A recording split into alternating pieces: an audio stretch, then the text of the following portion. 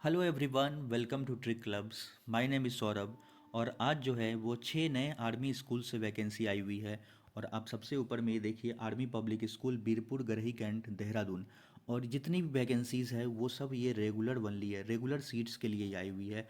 और यहाँ पे क्लस्टर नंबर देखिए, ये 7 है। और इसके अंदर में टोटल 6 स्कूल्स है इस क्लस्टर में। और आपको बताया भी था पहले भी, जो इंटरव्यू है वो सीएसबी करा रहा है। तो सीएसबी जो इंटरव्यू कराता है, कंबाइंड सिलेक्शन बोर्ड, वो सब रेगुलर पोस्ट के लिए ही कराता है। और एलएसबी जो होता है वो कॉन्ट्रैक्ट के लिए कराता है। और जो इसमें जो एप्लीकेशंस किसके द्वारा मांगा जा रहा है, तो पीजीटी टीचर्स के लिए, टीजीटी के लिए एंड पीआरटी के लिए। अब इसमें एक पॉइंट है जो जो ध्यान से आप पढ़िए। बी नंबर में क्या लिखा गया है, ये वाला point, passing the online screen test is not mandatory. जो ओएसटी आप इस बार जो एग्ज़ाम हो रहा था, तो उसको पास करना कोई ज़रूरी नहीं है। भले ही आपके कितने भी नंबर रहें, उससे मतलब नहीं है। आप फेल भी है, नहीं भी दिए, तब भी इसमें अप्लाई कर सकते हैं, अपियरिंग फॉर द इंटरव्यू में। And evolution of teaching skills and CPT. तो आप जानते हैं कि जैसे इंटरव्यू होता है, फिर डेमो देना पड़ता है आपका। टीचिंग स्किल्स क्या होता है, जैसे आप पढ़ा रहे हैं वहाँ पे। और कंप्यूटर प्रोफिशिएंसी टेस्ट जो सीपीटी होता है, मतलब एक टेस्ट देना होता है कंप्यूटर पे। तो उसमें क्या क्या क्वेश्चंस पूछे जाते हैं, जिसका वीडियो मैं 1-2 दिन पहले ही बना चुका हूँ। कंप्यूटर प्रोफिशिएंसी टेस्ट में क्या क्वेश्चन आता है, आपको क्या क्या प्रिपेयर करना है, तो वो आप देख लीजिएगा। थोड़ा आइडिया लग जाएगा सीपीटी के लिए भी। तो ये चीज़ आपको समझ में आ गया कि ओएसटी नहीं भी दिए तब भी आप इसमें अप्लाई कर सकते हैं। और लेकिन एक पॉइंट यहाँ पे लिखा गया है, इसे पढ़िए, OST qualified candidates will be preferred. अगर आपका क्वालिफाई कर गया है तो आपको तो प्रेफरेंस दिया ही जाएगा उसमें। और अच्छी बात है आपके लिए कि अगर आपका क्वालिफाई कितने नंबर पे किया, जो ये भी क्लियर कर लीजिए। 100 नंबर जिनका है वो सब क्वालिफाई है रेगुलर पोस्ट के लिए, किसी भी सब्जेक्ट्स के लिए। और तो ये बात समझ में आ गया कि आप अपना जो स्कोर कार्ड है वो भी इसमें भेजिएगा अगर क्वालिफाई है तो। सी पॉइंट देखिए, क्वालिफाइंग द सेंट्रल। तो टीजीटी के लिए और पीआरटी के लिए सीटेट बोल रहा है क्वालिफाई करना। क्वालिफाइंग द सीटेट और टेट, दोनों में से आपका कोई भी क्वालिफाई है तो आप अप्लाई कर सकते हैं पीआरटी एंड टीजीटी के लिए। जैसे कि सीटेट आप क्लियर हैं, 60% मांगता है सीटेट में। और आपका ये टेट हो, जैसे कि टेट होता है ना अलग अलग स्टेट में, जैसे कि यूपी में क्या होता है, यूपी टेट, हरियाणा में हरियाणा टेट, एमपी टेट होता है। तो उसी तरह से बिहार में बिहार स्टेट होता है। तो वैसे वेस्ट बंगाल टेट, तो अलग अलग जगह का अगर आप टेट भी क्वालिफाइड हैं तो उसका भी स्कोर कार्ड लगा के इस पर अप्लाई कर सकते हैं। टीजीटी के सीटेट, जैसे पीआरटी के लिए पता है सीटेट क्या होता है, पेपर 1 क्वालिफाई होना चाहिए। और टीजीटी के लिए सीटेट का पेपर 2 आपका क्वालिफाई होना चाहिए। तो ये चीज़ हो गया। अब आ जाते हैं आपको वैकेंसीज के लिए कि किस किस स्कूल में और किस किस सब्जेक्ट्स के लिए आई हुई है। तो आप यहाँ से देखते जाइए 1 नंबर से। सबसे पहला स्कूल है आपका, ये देखिए, सबसे पहला है एपीएस बीरपुर गरही कैंट देहरादून उत्तराखंड में है। और किन सब्जेक्ट्स के लिए वैकेंसीज है यहाँ पे, तो ये देख लीजिए। पीजीटी के लिए आपका physics, chemistry, maths, English, geography and psychology.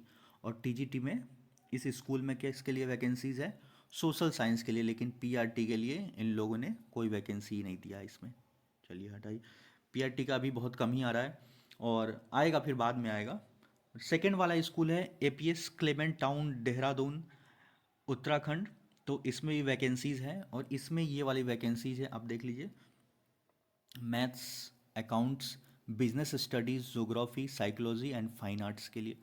और ये सब मतलब कि टीजीटी में किसके लिए वैकेंसीज है, क्लीमेंट टाउन वाले में। तो आप ध्यान से इसी स्कूल में अप्लाई कीजिएगा। अगर चाहते हैं मैथ्स के लिए तो मैथ्स, साइंस, सोशल साइंस, तो इस वाले स्कूल में वैकेंसी है। तीसरा जो है यूपी के अंदर में मेरठ है। आपको पता ही है मेरठ जो है दिल्ली से सटा हुआ पड़ता है, ज़्यादा दूर नहीं है ना।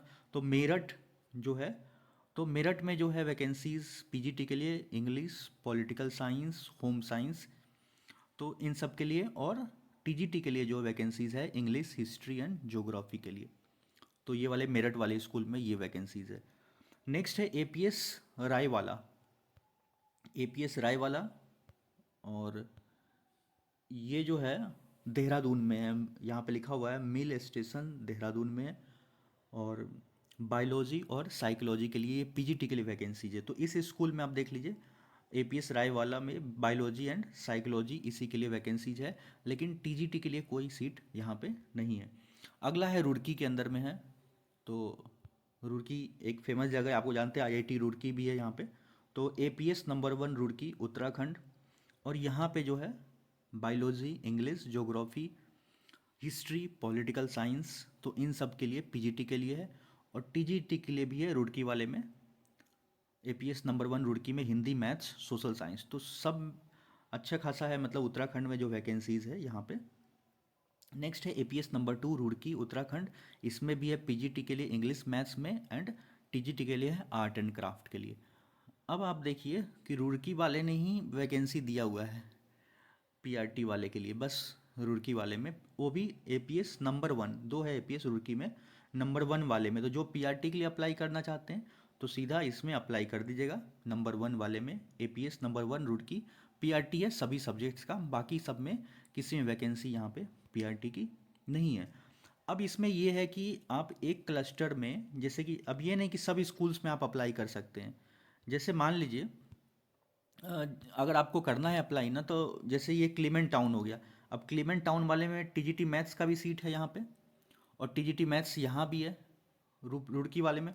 तो दोनों में से आपको एक ही में करना है अप्लाई, क्योंकि एक ही क्लस्टर के अंदर में आप एक ही स्कूल में कर सकते हैं। भले ही दूसरे क्लस्टर में आए, जैसे यूपी के अंदर में अभी वाराणसी, इलाहाबाद, लखनऊ वगैरह में आया हुआ, तो वहाँ आप कर सकते हैं। लेकिन इस वाले में कोई एक ही स्कूल में कीजिएगा, चाहे आप इसमें कीजिए, अपना सीट देख लीजिए किसमें है, पीजीटी और पीआरटी। अब नेक्स्ट चीज़ है कि इसमें कैसे करना है, क्या करना है, तो वो चीज़ें मैं क्लियर कर देता हूँ आपको एक नोटिफिकेशन से भी।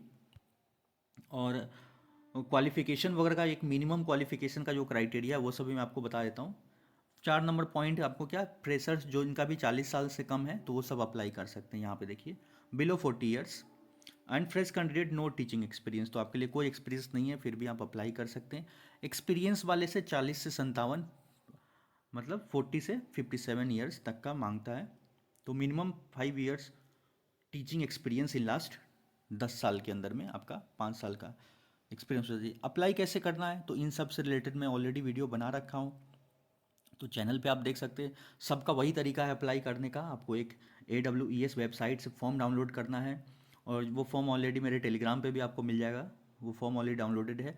तो एक फॉर्म को डाउनलोड करना है, उसको फिल कैसे करना है उसको भी मैं वीडियो बना रखा हूँ कि एपीएस का जो ध्यान रखना है, फॉर्म को कैसे भरना है, तो उसको ध्यान रख के भरिएगा, क्योंकि फॉर्म बहुत ज़रूरी है भरना, उसी के बेस पे इंटरव्यू होता है। तो ये फॉर्म फिल कर देना है आपको। नेक्स्ट आपको क्या करना है कि उस जितने भी डॉक्यूमेंट्स हैं उन सबको आपको सेल्फ अटेस्टेड करना है, जिसमें आपका ये सब आ जाएगा, 10 12 बीएड हो गया, सीटेट हो गया, ओएसटी कार्ड है, तो उन सब पे सेल्फ अटेस्टेड करके, और इसमें आपको 250 रुपये का डीडी बनवाना पड़ेगा, डिमांड ड्राफ्ट। और डिमांड ड्राफ्ट कहाँ भेजना है, और ये सब डॉक्यूमेंट्स आपको उसी स्कूल में भेजना है जिसमें आप अप्लाई कर रहे हैं। देखिए यहाँ पर लिखा हुआ, it is important to note the applications, ये वाला पॉइंट पढ़िए। Along with the demand draft should be submitted exclusively to the school where the candidate wishes to apply। तो जिस स्कूल का जो एड्रेस है, आप कॉन्टैक्ट सेक्शन में जाके उसका एड्रेस निकाल लीजिएगा और वहीं पे भेजिएगा, या इसी एड्रेस पे आपको भेजना है डायरेक्ट। ये एड्रेस जो आप यहाँ से भी भेज सकते हैं, बाकी और डिटेल एड्रेस जैसे इसमें भेजना है तो ये एड्रेस पे आप पिन कोड वगैरह डाल के वहाँ पे भेज सकते हैं। तो ये चीज़ें आपको क्लियर हो गया किस किस के लिए अप्लाई करना है, फ्रेशर 40 साल तक के लिए। और सैलरी जो है वो भी मैं बता ही देता हूँ आपको, एक रफ आइडिया लग जाएगा। और यहाँ पे देख लीजिए कि इसका लास्ट डेट वगैरह भी दिया होगा, कब तक आपको भेजना है। तो यहाँ पे देख लीजिए लास्ट डेट इसका क्या है, 13 जनवरी तक आपको पहुँच जाना चाहिए। तो आप कभी भी स्पीड पोस्ट कर दीजिए, है ना, 3 4 दिन में तो पहुँच ही जाएगा किसी जगह से भी। तो 13 जनवरी तक आपको फॉर्म को यहाँ पे भेज देना है। और दूसरा चीज़ है कि देखिए अब सैलरी अप्रोक्स में एक आइडिया भी दे रहा हूँ कि इसमें क्या है, क्योंकि देखिए अलग अलग जगह पे सैलरी अलग अलग होता है ना। लेकिन अगर आप बात करिए पीजीटी के लिए तो 50,000 के अप्रोक्स में है, और 1,000 रुपये का फ़र्क है टीजी, तो टीजीटी का भी 49 के आसपास में सैलरी है, और इसका लगभग 45 के आसपास में, पीजीटी सॉरी पीआरटी का 45 के आसपास में।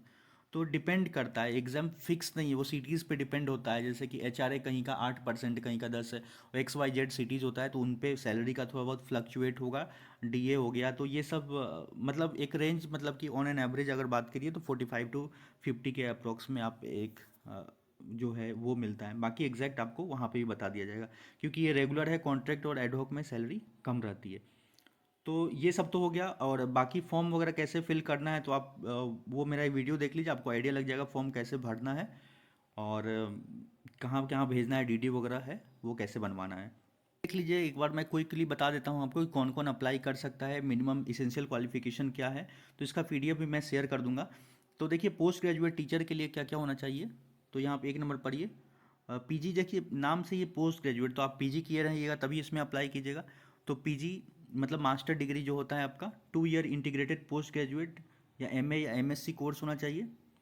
नेक्स्ट है post graduation with minimum 55% marks, 55% marks और equivalent grade and 3 year integrated BEd या एमएड की हो, या तो फिर आपका 50% रहे जैसे पीजी पे, और आपका इन सब सब्जेक्ट से मास्टर डिग्री के लिए, जैसे इंग्लिश के लिए अप्लाई कर रहे हैं पीजीटी, तो आपका क्या होना चाहिए, मास्टर डिग्री इंग्लिश में होना चाहिए।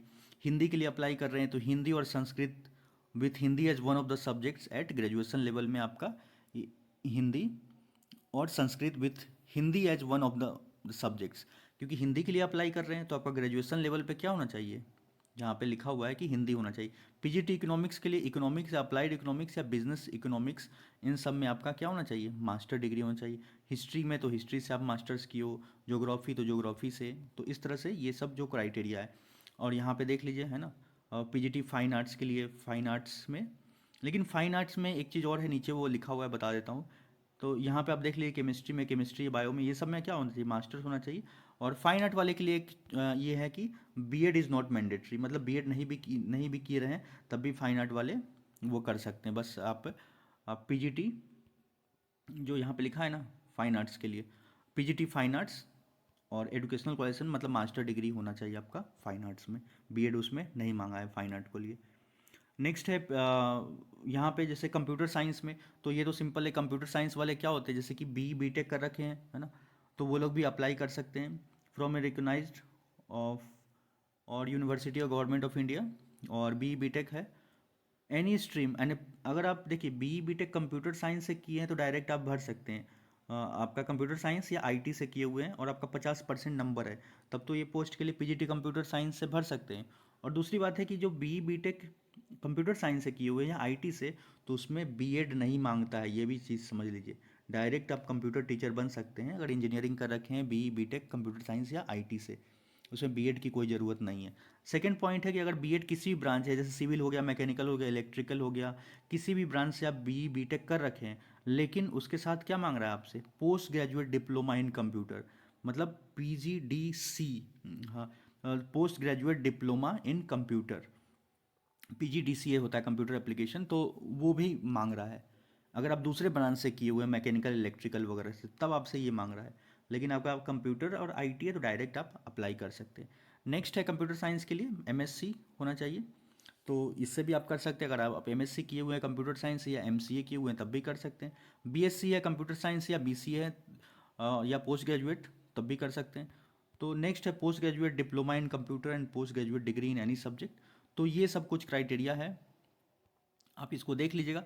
Proficiency in teaching in Hindi, और यहाँ पे देखिए यहाँ पे लिखा हुआ है proficiency in teaching in Hindi और इंग्लिश में, आप प्रोफिशिएंट हो पढ़ाने में। Note for subsequent promotion the incumbent will have to acquire the BEd और इक्विवेलेंट डिग्री। तो ये बोल रहा है कि आप बाद में भी कर सकते हैं कि promotion the incumbent will have to acquire the BEd और इक्विवेलेंट डिग्री, मतलब मैंडेटरी नहीं है, वो नीचे भी लिखा हुआ नोटिफिकेशन में।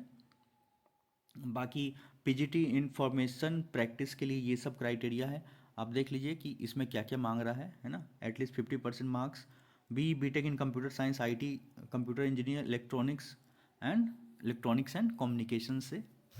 और नेक्स्ट है MCA MSc computer science IT, और ये सब जो कुछ क्राइटेरिया है तब भी आप इसमें भर सकते हैं।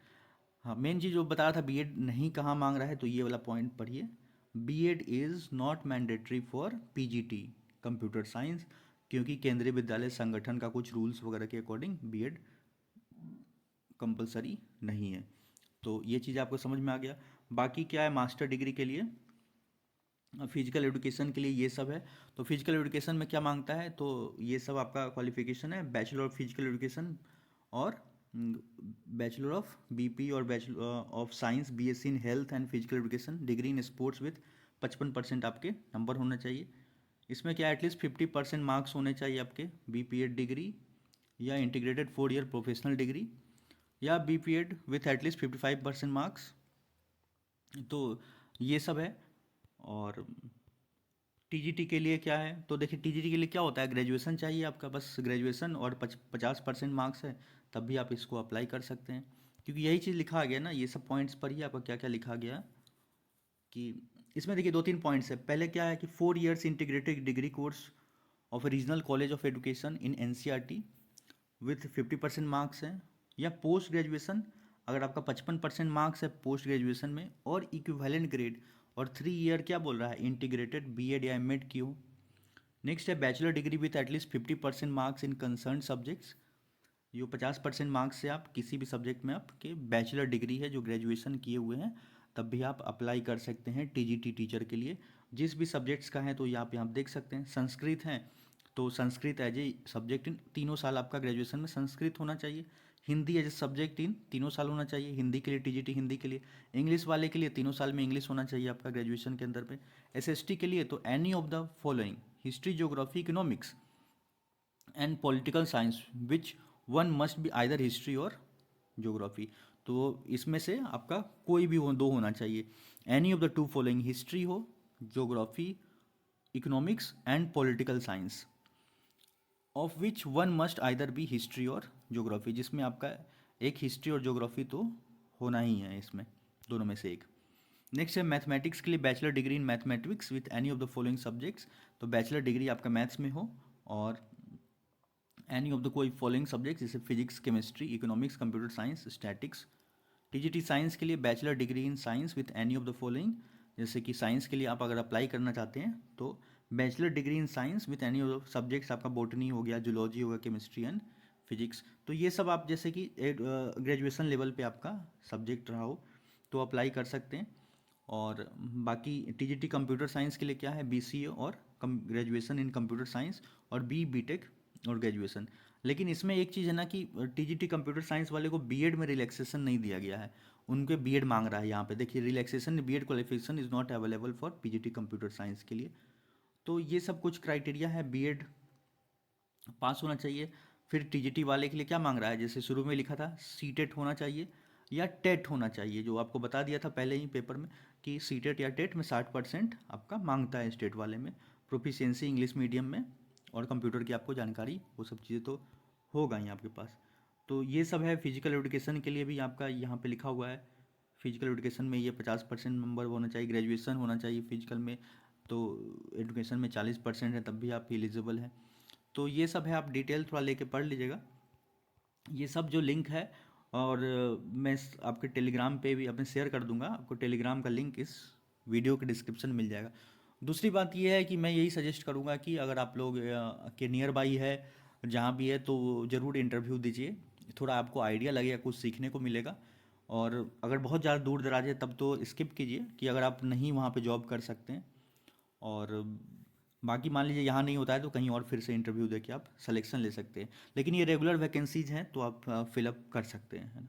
और भी कोई डाउट है तो पूछ लीजिए। वीडियो अच्छा लगा तो वीडियो को एक बार लाइक कर दीजिए, हमारे चैनल को सब्सक्राइब कर लीजिए। So thank you for watching.